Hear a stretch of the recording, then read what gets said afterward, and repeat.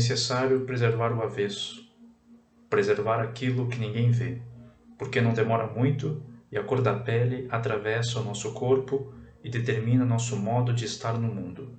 E por mais que sua vida seja medida pela cor, por mais que suas atitudes e modos de viver estejam sob este domínio, você, de alguma forma, tem de preservar algo que não se encaixa nisso. Pois entre músculos, órgãos e veias existe um lugar só seu, isolado e único. E é nesse lugar que estão os afetos, e são esses afetos que nos mantêm vivos. Bom, esse é o trecho do Avesso da Pele, esse romance que eu publiquei em 2020. Eu me chamo Jefferson Tenório, sou escritor, professor de literatura em escolas particulares aqui de Porto Alegre. Também publiquei outros 2 romances, um deles se chama O Beijo na Parede, né, que trata de um menino de 10 anos que perde os pais precocemente na cidade de Porto Alegre e que vai ter que refazer, digamos assim, a sua vida encontrando uma nova família nas ruas de Porto Alegre. Tá? Esse livro aqui ele ganhou o prêmio AGES como melhor livro do ano e também foi contemplado com o PNLD, que é o programa do MEC, né, do governo, que distribui o livro nas escolas. Também sou autor de um outro livro chamado Estela Sem Deus. Esse livro aqui foi publicado em 2018 e ele é um livro que trata da história de uma menina de 13 anos de idade, a Estela, que ela decide ser filósofa. É o grande desejo, o grande sonho dela é que ela quer se tornar uma filósofa depois de ter lido num livro didático a definição de filósofo, que é a pessoa que pensa na vida. E é isso que a Estela, então, queria fazer da sua vida. Esse livro aqui também foi vencedor do prêmio AGES, né, que é da Associação Gaúcha dos Escritores, ganhou também como o livro do ano. Né? E eu iniciei falando sobre, lendo, né, um trecho desse livro aqui, O Avesso da Pele, foi publicado no ano passado, e O Avesso da Pele conta a história de um homem negro que mora em Porto Alegre, ele é professor de literatura, o nome dele é Henrique Nunes, e ele, após uma abordagem policial, né, ele acaba então morrendo, sendo assassinado então por esses policiais. A partir daí, o filho dele, o Pedro, que tem 22 anos, ele é negro também, é um estudante de arquitetura, ele vai então contar a história desse pai até aquele momento da abordagem policial. Então ele vai narrar a trajetória desse pai, falando desde a infância, tudo que esse pai passou devido à violência do racismo, até este momento em que ele vai sofrer essa abordagem.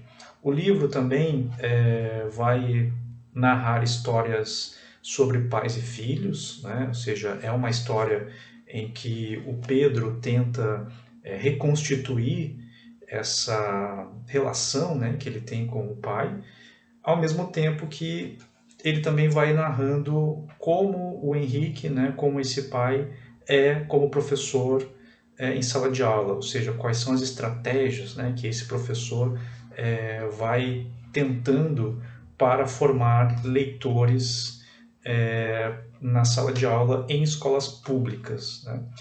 Então, a temática dos meus livros, eles acabam passando pela questão da identidade negra, né? Ou seja, por autores, por personagens negros que em idades diferentes vão tomando consciência do quanto o racismo é violento e do quanto ele acaba com os sonhos, né, de pessoas negras simplesmente em função da cor da pele.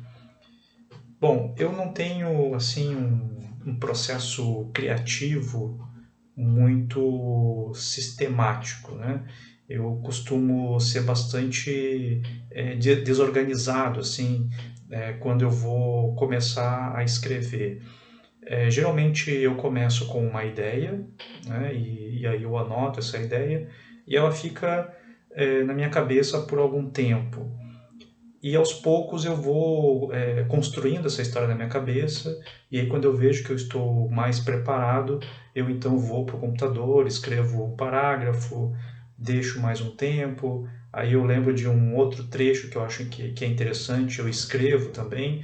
Então é uma maneira bastante desorganizada, eu não aconselho muito que as pessoas sejam desorganizadas na hora da escrita, né? Mas depois que eu tenho, digamos, esse quebra-cabeça de vários parágrafos soltos, né, aí é o momento então que eu sento para organizar esses parágrafos e aí então eu começo a dar forma ao romance. Eu também não costumo fazer planejamentos, né, planilhas de nome de personagens, né? Ou seja, ele vai surgindo conforme a história vai avançando. O horário preferido que eu tenho para escrever é no final da tarde, né? Geralmente ali pelas 5 horas, daí eu costumo ir até as 8, 9 horas da noite escrevendo. A ideia é escrever todos os dias, né? Quando eu não tenho outros compromissos. E durante o dia, né, de manhã eu sou professor, né, eu dou aula de literatura, e no início da tarde eu gosto muito de ler, né, então eu almoço e depois eu faço as minhas leituras, né, porque ler é tão importante quanto escrever. Aliás, eu acho que a leitura é mais importante que a própria escrita. E eu vejo que é bastante importante também que a leitura faça parte da nossa vida, que a gente escolha viver com os livros. Foi a escolha que eu fiz, né? Quando eu era adolescente ainda, eu quis conviver com os livros.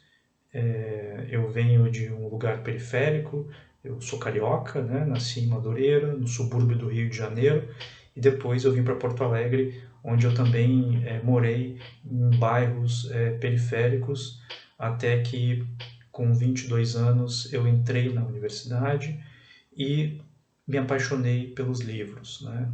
E a partir de então nunca mais me separei deles.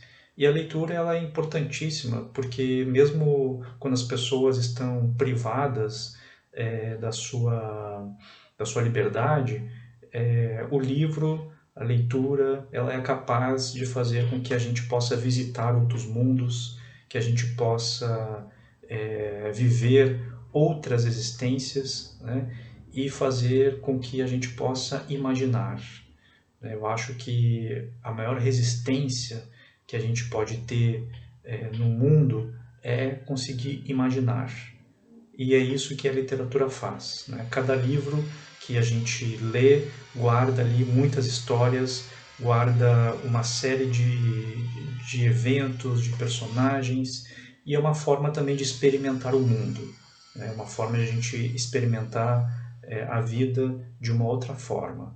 Então, acho que a importância da literatura, da leitura, ela vai nesse sentido.